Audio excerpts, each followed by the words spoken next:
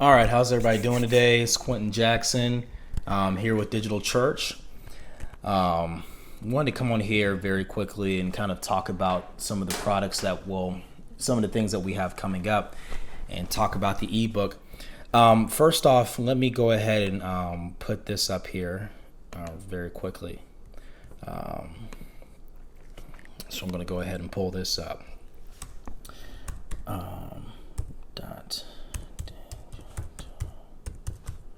Okay. All right. So this video was brought to you all by Digital Church because this is the Digital Church YouTube channel, Digital Church platform. And basically, when you log into our website, which is www.digitalchurch.biz, we have our ebook here. So we have the Kindle version for $15, then we have the PDF for $10. And we also have the book on Amazon Kindle. We also have it on there as well. It's a little more expensive, so it's better that you get it through the website. But you just go through, click on whichever one you want. We have, the About Us here, have some articles here. And make sure you all follow us on Facebook and subscribe to this channel and follow us on Instagram. When you click on these links right here, and I'll have the links in the description below, but when you click on these links, it takes you directly to the page. And we also have our email here where you can connect with us. And also make sure you type in your email and subscribe to the our forum. Now, with that being said, I wanted to come on here very quickly and kind of talk about something. So why did I decide to write the ebook Digital Church? For those of you who don't know, I was a former media director, youth pastor for several years. I also worked in various other facets of ministry. In addition to working behind the scenes with financials, working on staff, doing construction, running volunteer programs, projects, you name it, I did it.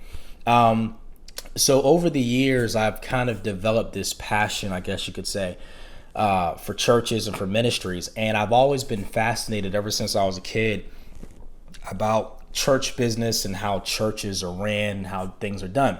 So basically this ebook, what we have done, and I'm going to see if I can pull up, well, I'll probably just have it come up on the screen. But basically what we have done is we have compiled a lot of data regarding churches, regarding church financials, regarding church business, ministry as a whole. Because what I believe personally is that in order for the church to survive and continue to thrive as an organization in the future, it will have to go beyond walls. We will have to push the barriers. And so that's why our premier debut ebook is called Digital Church, Church Beyond Walls, because this is the first of several ebooks that we will be releasing, and we'll also be pushing out some courses here in the near future, and that's something else we'll talk about. So basically, what compelled me to write this book?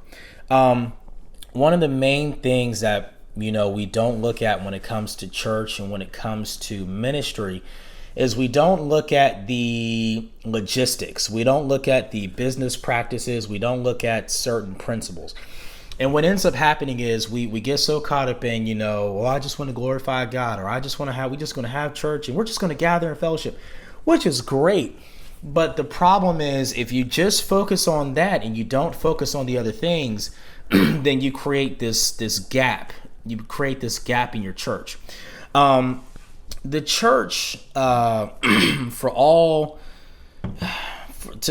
kind of give you a better understanding, you have two different lines of thoughts. You'll have people who will say, a church is just a facility where you come to worship. No, a church is basically a business entity. Now, it is not a traditional business entity or like a for-profit business entity, whereas it sells products and services, and that's where it gets most of its revenue.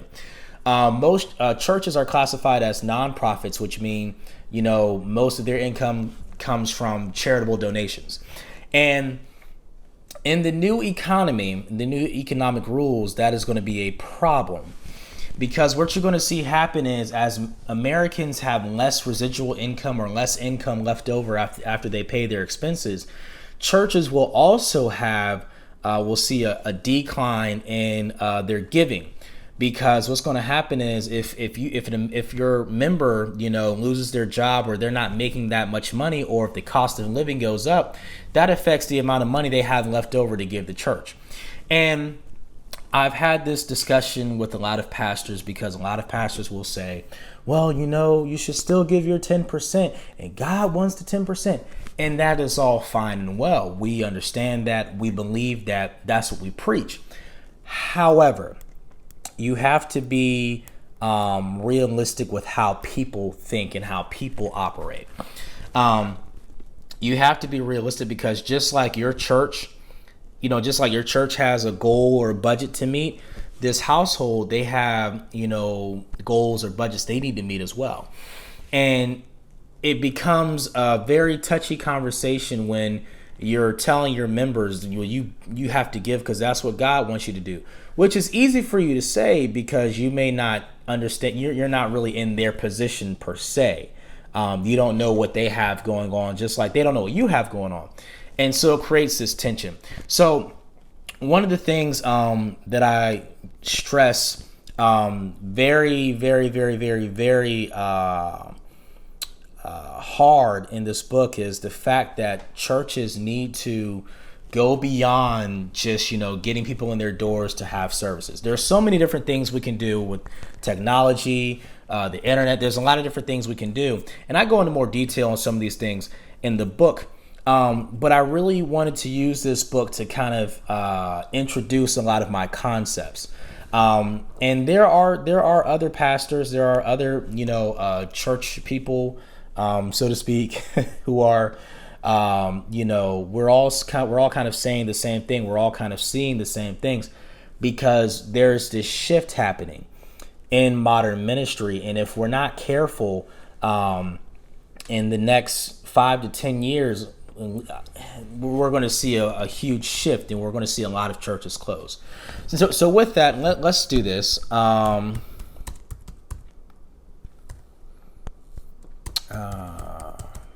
Let's do this. So let's look at some statistical data very quickly. Okay, so we're going to talk about church closings very quickly. One of the points that I touch on in my book is the amount of church closings and the impact that it has on the community and what it really means for the church as a whole. Now, there are two statistics when it comes to church closing. You have on one side where people are saying it's 10,000 or at least 10 to 12,000 churches a year. Then you have on one side where some people are saying it's like 3,000 or 4,000 churches a year. And you have some people in the middle who are like, it really doesn't matter how many are closing. I mean, there's still, 400,000 churches, so why be alarmed? And what I would say to the last one is a church closing is never a good thing. Once again, unlike a normal for-profit entity, the church is a place where people can come in fellowship, a place that provides opportunities for families to gather together, events, social things. But the church also has a responsibility to the community, whereas it serves the community through, community outreach programs, different services that benefit people. And if the church closes, then, that benefit is taken away from that community. So a church should never have to close, in my opinion. So that's my take on that. Now, with these church closings, I'm going to use the statistic that I have here, which is the 3,700 churches. And we're going to talk about this because we're going to talk about why this is happening. Now, in my book, I go into more detail on why this is happening. But there is some other statistical data that we have to look at when it comes to church closings. One of them being the average income of Americans in comparison to how much Americans are spending. There was a point in history where, you only needed one income to operate your household. Well, now it is being, widely accepted that you need more than one income. Now, this is not to say that you can't live in a household with one income. It's really talking about the averages of what people are making. It's not it's not the amount of incomes that you have in the house. It's really how much of the income do you have coming in. So, at one point, Americans could survive off of, $30,000 a year, under like one family, because the cost of living was, not very high. But now the cost of living is, accelerated, and we have this explode with rent prices and different things like that. And so now, and in addition to that, you have more Americans spending money or credit than ever before in history, with credit being so widely available. So now we have all of this happening. You have all of these different things mixing up in the pot: bad money management, not making enough money. All of this is kind of stirring in the pot, and this creates a problem for nonprofit entities that rely solely on just, charitable donations. So one of the things I go in detail in about the book is different ways that churches can mitigate this. Also, we have a second book that we're going to be releasing here probably within the next month or so, and it goes into detail about different things that churches, different like financial plans churches can enact to bring in more money outside of just charitable donations. And just a quick side note: make sure whoever your tax person is, whoever your legal person is, make sure you consult them about different things you want to do with your church, because you want to make sure you're in accordance with the law and things like that. But what I was going to say was, according to the tax code, at least from my understanding, from what I read from the tax code, there is something that's called unrelated business income. And for a nonprofit, in order for you to maintain your 501c3 tax exempt status, you have to be most of your income would have to be coming from charitable donations. So you can't have too much unrelated business income coming in, like selling, coffee or t-shirts or something like that. Right.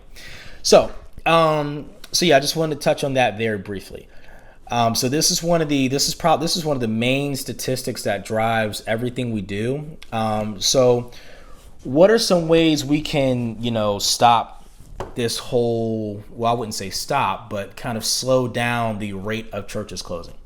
Well, for one, pastors are going to have to become very sophisticated investors and business people. And the reason I say that is because the new economy is totally different from the old economy. Prior to 2008, there was enough, economic, well, I wouldn't say economic, there's enough credit out there where people could do different things. There's enough money out there where people could, you could make a mistake financially, or you could make a bad move in marketing, but there was enough, the economic conditions were so good that even if you made a mistake, you could still bounce back. It was said, I believe, Ford, when Ford produced, I think it's the Mustang, like it was like a 1968 or 67. But I was talking to some car collectors, and they were saying that, some of the seams don't match on this particular year of Mustang. And the reason why was because they didn't produce enough of them. So when the car came out, they immediately, disappeared from the lot because people were buying them so fast. So they made a huge mistake in not producing enough cars, because if they would have produced more cars, they would have made, multiple billions of dollars, and they would have been, one of the top car companies today. So, but these are things that happen, but now you cannot really afford to make the same mistakes that you made, in previous years. So if you're a pastor, if you're a church leader, if you're, over your church finances or whatever the case may be, you're going to have to become more sophisticated, which means you're going to have to do a lot of self-development, attend business classes. And I already know, when we talk about these things, it's like, oh, well, we just want to glorify God. We just want to have church. We don't have to do all this. We don't have to do all that. And you really do, because it it takes a lot. It's going to take a lot more, because if your whole business model, if your church is built around getting people in the doors and getting offerings, well, when people don't have the money to give like that, or when people experience some kind of financial hardship, what else do you have to fall back on?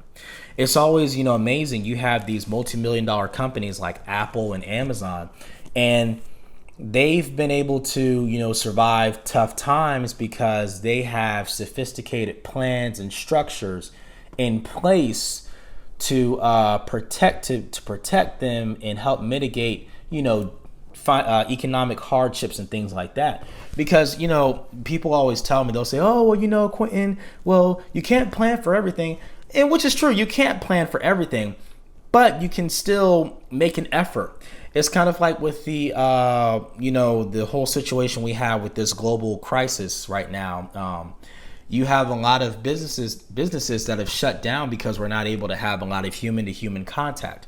Well, a lot of these businesses will not be able to reopen because they did not have enough cash saved or stashed away for a rainy day like this. And so now, because of that, because of poor economic and a lack of strong money management skills and business practices, a lot of these companies are going to end up closing forever. So that really has nothing to do with planning for everything. That just has to deal with, being a smart, sophisticated person to understand, okay, there's going to be times of famine. There's a story in the Bible about that where, in the land of Egypt, Joseph was like, hey, there's going to be a famine in the land. He's like, we're going to have, 7 years of plenty, then there's going to be 7 years of famine. So we need to store up as much as we can in the plenty, so when the famine comes, we'll survive. And sure enough, when the famine came, Egypt was prepared, and everybody was coming to, Egypt because there was a famine everywhere else. So we have to think along the same lines as a church when the economic systems of like when the governments run out of unemployment money, or when all of these different social service programs run out of money, the church should be able to come in and fill some of the gaps. But we cannot do that if we do not have sophisticated plans and guidelines in place where we can do more. Okay, so I just wanted to come on here once again, like I said, and kind of talk a little bit about that. So once again, this is the website. I'll have the links and everything posted in the description below. You can definitely reach out to us, contact us, any questions, concerns you might have, any thoughts you may have, even some topics that you want me to cover. I'll definitely be more than glad to talk about those things. So with that being said, make sure you download your ebook. You can get it from Amazon Kindle. We also have both versions on our website. We prefer you get it from the website because it's cheaper. But with that being said, I'm Quentin Jackson with Digital Church, and you all have a good one.